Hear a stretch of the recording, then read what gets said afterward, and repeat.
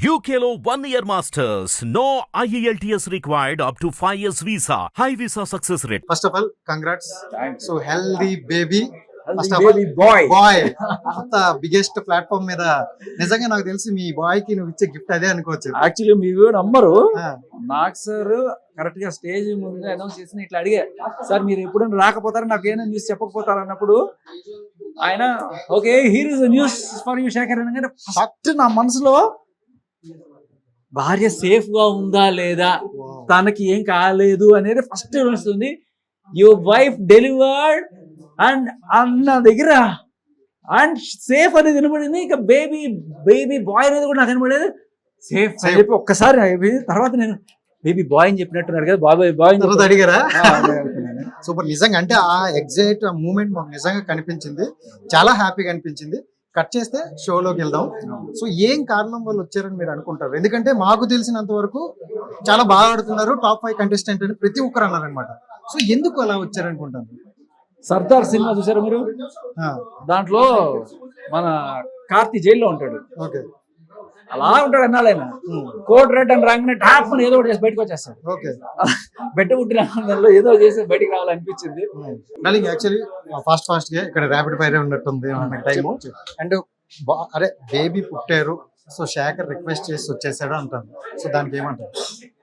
నిజమే, కాకపోతే రిక్వెస్ట్ చేసుకుంది బిగ్ బాస్ కాదు, హౌస్ మేట్స్. ఓకే. సో కాదు అంటే శేఖర్ ఏం చూపించాలని వెళ్ళారు, ఏం చూపించుకుంటూ వచ్చారు?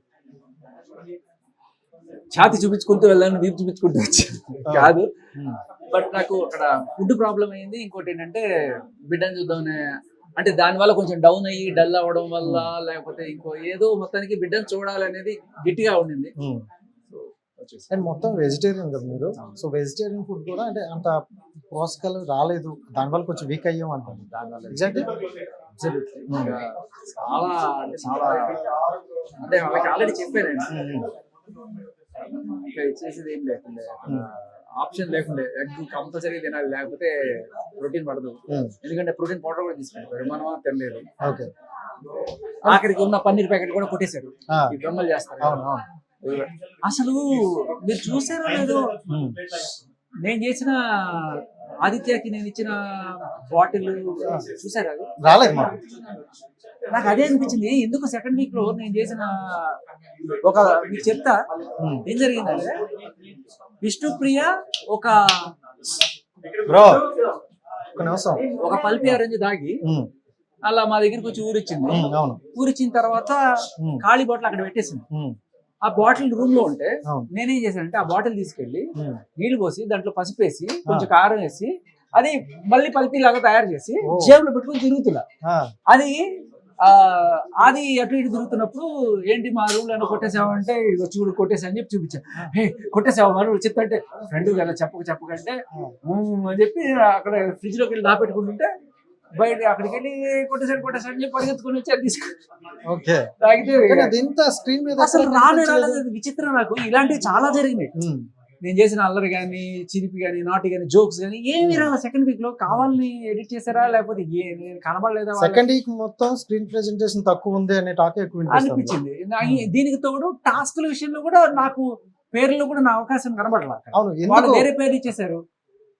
వ్యాక్సిన్ లోకి వాళ్ళే, ఇంకా దాంట్లో ఇంకో వేరే ప్రతి దాంట్లో వాళ్ళ పేర్లే ఉండే. ఆ పృథ్వీ, నబీలు, నిఖిల్ ముగ్గురు వీళ్ళ పేర్లు రిపీట్ అవుతూ ఉండే. వాళ్ళకి మళ్ళీ రిపీటెడ్ అవకాశాలు, మాకు ఒక్క అవకాశం కూడా, నాకైతే ఒక అవకాశం కూడా లేదు. వచ్చిన అవకాశం నేను అడిగా సాక్స్ ఏమంటే నీ కాలు చిన్నది, ఇది సన్నగా ఉన్న కాళ్ళు సాక్స్ ఊడిపోతుంది ఇటని రీజన్స్ ఏవో చెప్పారు. ఇంకా వాళ్ళు ఒకటే అని నాకు వచ్చిన ఫీలింగ్. వచ్చిన 3 టాస్క్ లో కూడా మీకు ఎక్కడ స్కోప్ ఇవ్వలేదు అన్నమాట. ఇంకా ఫైనల్ గా వచ్చింది సంచాలక్ గా వచ్చింది. సో మొత్తానికి నేను సంచాలకు, వాళ్ళు చాలకు సంచాలకు బయటకు వచ్చారంటవా? అండ్ ఇంకోటి ఏంటంటే మణికంఠ విషయం చూసుకుంటే ఫస్ట్ వీక్ మణికంఠ తిట్టారు, అందరూ నెగిటివ్ చేశారు. బట్ సెకండ్ వీక్ తనకి ఎక్కువ స్కోప్ ఇచ్చారు అనమాట. సో అంటే అది ఏమైనా అంటే ఫస్ట్ వీక్ ఎండింగ్ లో ఆయన చెప్పిన స్టోరీ వల్ల కొంతమంది జనాలు కనెక్ట్ అయి ఉంటారు, సింపతి వర్కౌట్ అయింది. ఓకే. కాదు ఫ్రైడే వరకు మీ ఓటింగ్ చూసుకుంటే మిడిల్ లో ఉన్నారనమాట. యాక్చువల్లీ బాటమ్ లో ఉన్న వాళ్ళే ఎలిమినేషన్ అనమాట. సడన్ గా ఫ్రైడే రోజు నైట్ ఏం జరిగిందంటారు?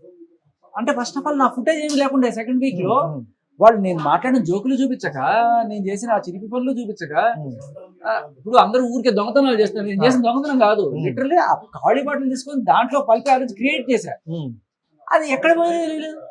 సో ఇలాంటివన్నీ కూడా నువ్వు మిస్ చేసేసి నువ్వు ఆడలేదంటే నేనేం చేస్తాను? అంటే లాస్ట్ సీజన్ లో శివాజీ గారికి ఇలాంటివన్నీ చేసిన వాళ్ళు ఎక్కువ స్కోప్ చూపించారు అనమాట. ఈ సీజన్ లో శేఖర్ బాస్ అదే రేట్ లో వెళ్తున్నారు అనుకునే టైంకి ఒకసారి అన్ఫైర్ ఎలిమినేషన్ అనేది చూపిస్తున్నారు. అన్ఫైర్ అంటే అన్ఫైర్ ఎలిమినేషన్ కాదు, అన్ఫైర్ చూపించకపోవడం. నాకు ఎలిమినేషన్ అనేది బాధ లేదు. నేను కష్టపడగలదే, కష్టపడే ఉన్నాను కదా, కడుపు కొట్టుకొని ఫ్యామిలీని అన్ని చూసి అన్ని జోకులు వేసి ఎంటర్టైన్ చేయడానికి వచ్చాను. అరే ఎంటర్టైన్ చేస్తే అది కూడా నువ్వు చూపించుకోకపోతే నేనేం చేస్తాను? నాకు అది. సో ఫైనల్ గా ఏం నేర్చుకున్నారు బిగ్ బాస్ నుండి? అంటే ప్రతి ఒక్కటి నేర్చుకోవడానికి వెళ్తారు అంటారు కదా, సో మనం బిఫోర్ కూడా మాట్లాడుకున్నాం. సో ఏం నేర్చుకున్నారు? ఏమండి ఆలోచించుకొని చెప్తానండి. ఫోన్ వాడకూడదని నేర్చుకున్నారా? So thank you so much.